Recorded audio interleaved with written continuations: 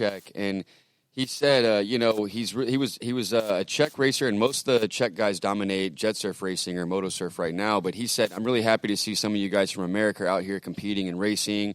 And he says, I know it sucks to see only Czechs on the podium right now, but eventually that'll change.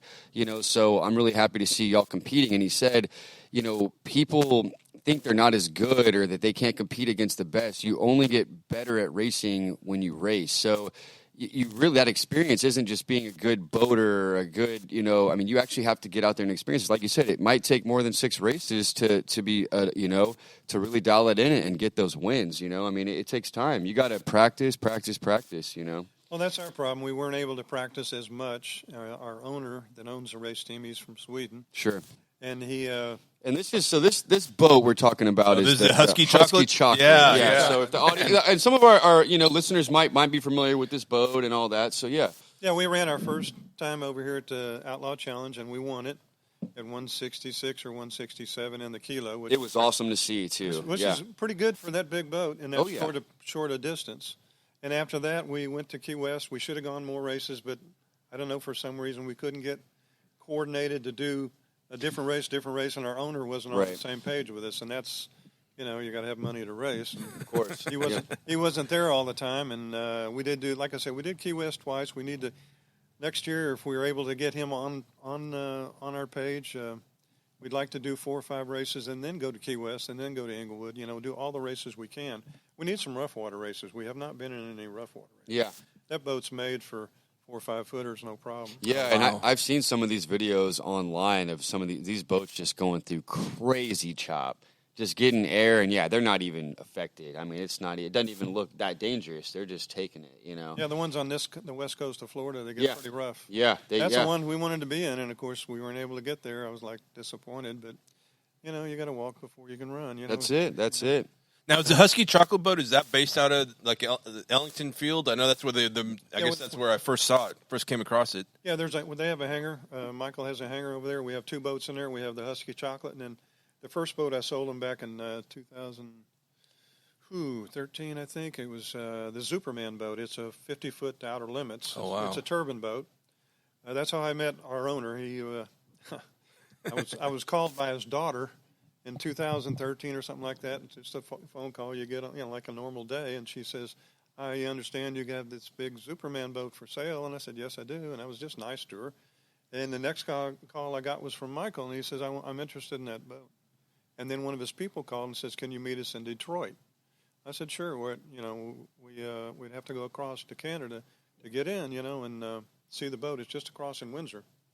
And I said, okay, meet me there such and such date. So we all met at the airport. Well, we didn't meet at the airport. We met somewhere else. And we got in a van and we drive over to customs. And I could not believe how much trouble they gave us to just go across the, border. Wow. It was, because I was with 4 Swedish guys and it's just me from America. And I was like, hey, aren't we friends? I was a little bit, taken back because they went, well, what are you doing over there? Why are you here? And I'm like, it's business. Well, no, be more specific. I said, why? Is that something I have to do? And they're like, well, we want to know what you're doing here. I said, I told you I'm here for business. These 4 people have come. We're going to look at a boat.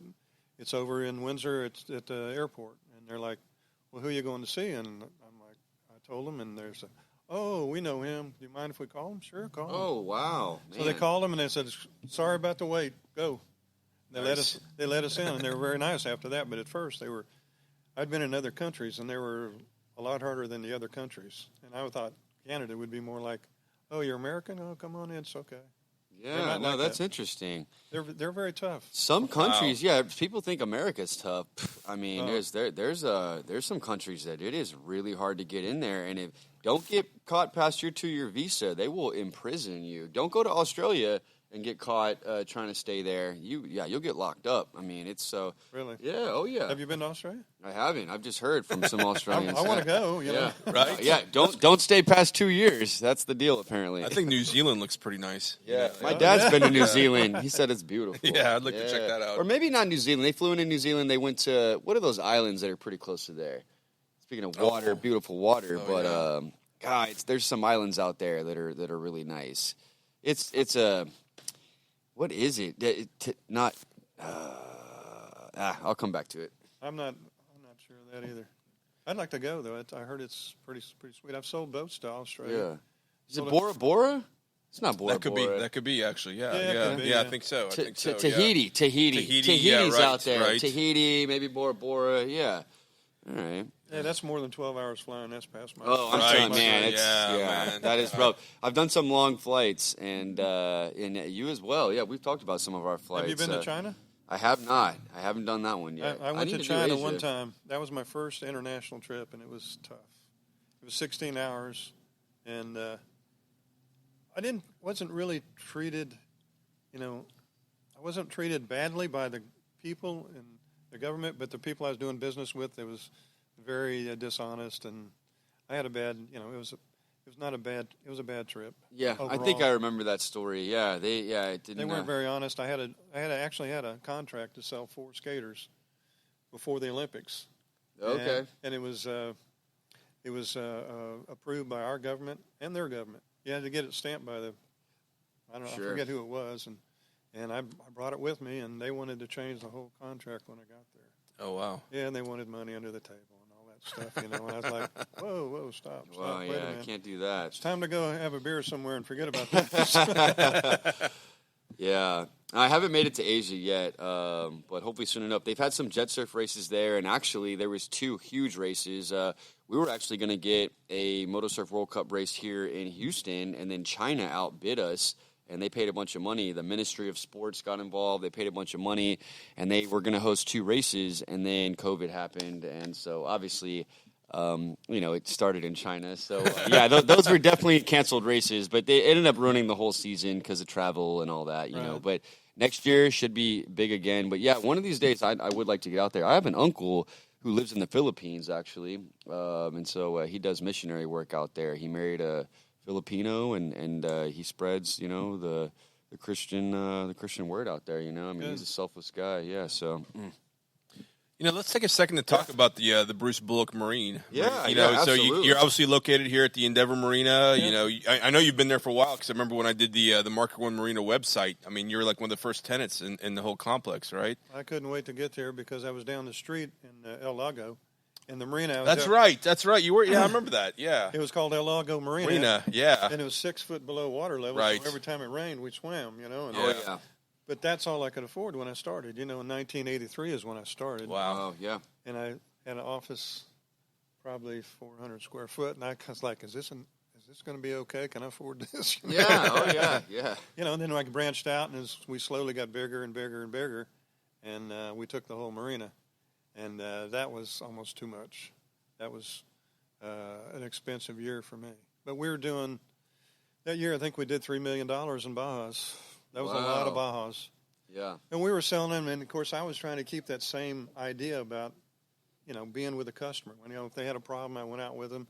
Or one of my guys, like Donnie Filius that worked for me, he'd go out with them. Yeah. And we'd try and, make sure that they're happy. And, you can only do so much in both that size and that price range. But it was an experience being down there. We went through several storms that taught me a lesson about being on the first floor. Right. Yeah. Yeah, that place was all about the pumps, right? I mean, pumping the water out. Well, we couldn't keep up. Yeah. After the storm was over, we could pump out, but we couldn't keep up. Yeah. Gosh. Yeah. Right. It was a different place. This is so much better at Endeavor. I mean, that's a very nice place. It's very easy on me. It's easy on the customers. The fact that they'll, if you put your boat over there, they'll put the boat in the water. They'll gas it. They'll give you ice and drinks and whatever. It's very easy on instead of going down to the boat ramp and fighting with everybody else. Right. Oh yeah, big hassle. So yeah, he's at Endeavor Marina. You're over there in Suite E. Right. Yes, 3101 Nassau Road 1. Yeah, and that's also where we have our academy location. So we're affiliated with the marina. We had our showroom there for a long time. We launched off of the pier, and we have a great relationship at the marina. And that's how I know Bruce. We had suites. He was upstairs, and I was downstairs. I guess, like you said, he learned his lesson. He went to the top floor. Well played. I don't want to flood anymore. I'm done with that. But so me and Bruce, we get to hang out sometimes when we're just in between, walking out in and out of the offices, and so that's how I've learned about Bullock Marine and some of these awesome boats. I had an opportunity. He took me out last year. We're still waiting to go out when we both got some free time to try to get over 100 miles per hour. But I got to go, I think, around 65 or 70. It was a cigarette boat. I think a 39 or 38. It was a 39. 39, yeah, something like that. And that was an awesome experience. I mean, if you guys haven't at least been 50, 60 in a boat, that's really fun. Once you get to 80 or 90, you know, it's blowing your hat off. You're holding on. And over 100, like you said, that's for, you know, thrill seekers and people, yeah, that want to go fast.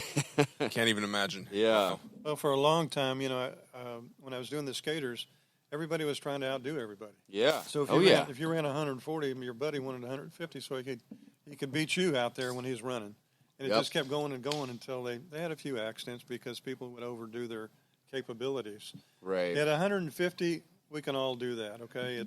It's the perception and when you're running the boat. When you start hitting 160, 170, things happen very, very fast. Way different. You know, I mean, you're not affected the way the boats are now. You're not affected with the wind so much. It's just the perception and what's going on around you, and you got to make sure that you look far enough. You know that you're not coming up on something too quickly that you can't handle. I mean, like I said, if you're running 150 miles an hour, you know something that's a mile away is going to be here quick. Yeah.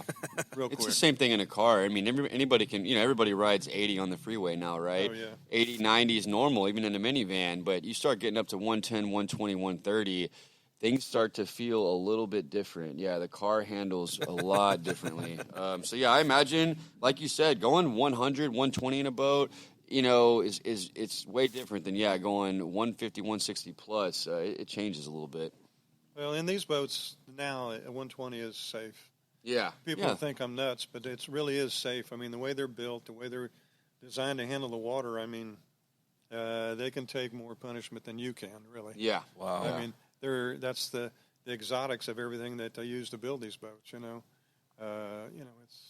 It's expensive, and it takes time. I mean, usually the average build for a boat is 8 to 10 months, brand new. I was going to mention that earlier, how when you do take people to the factory, that they kind of design what they want, motors and different, things. And it takes, 6 months to a year to get that boat because it's so custom. If they want that special thing, I mean, for instance, as I was talking to you earlier about Mario Williams.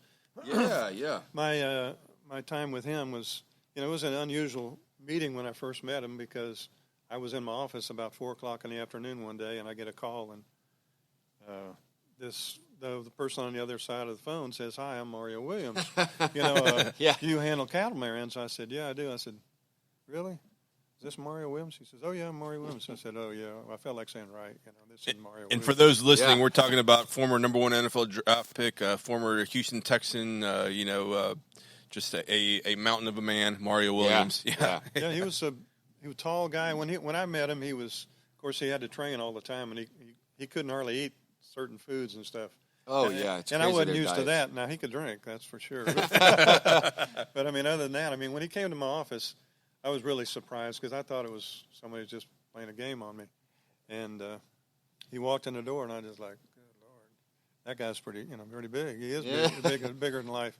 But quiet, real quiet. Yeah, real soft voice, yeah. Soft voice, quiet. He didn't talk very much. He just, answered like, one-word answers to my questions. And I took him out the first time, and I know it scared the hell out of him. Yeah, you said you took him out, and you went 140 the first time, right? Yeah, I had a 36 skater I was selling in at 1075s, and it run about 150, 155. And so I put him in the boat, and he's so big, his knees came up over the top, and he's trying to fit in, and I'm like, I'm sorry, it's not electric. You're just going to have to squeeze in. He said, okay, no worries. And we took off, and I made a circle around about 90. I said, you okay? Because I always like to make sure people, if they're freaked out, I'm going back to the dock and get them out of the boat. Yeah. And he's like, no, I'm good. Let's see what it'll do. And I said, you sure? Okay. So, it's one time around the lake to kind of warm up and make sure there's not a bunch of stuff in the water because that's another problem we have. And then the second time I'm like, okay, you ready? And he goes, yeah. And so I run it up 120, 130, 140. And I look over and he's starting to get that look, that you're like, so I slow down a little bit. You okay? I said, he goes, damn, I want one of these. I said, okay, well, that's a good thing.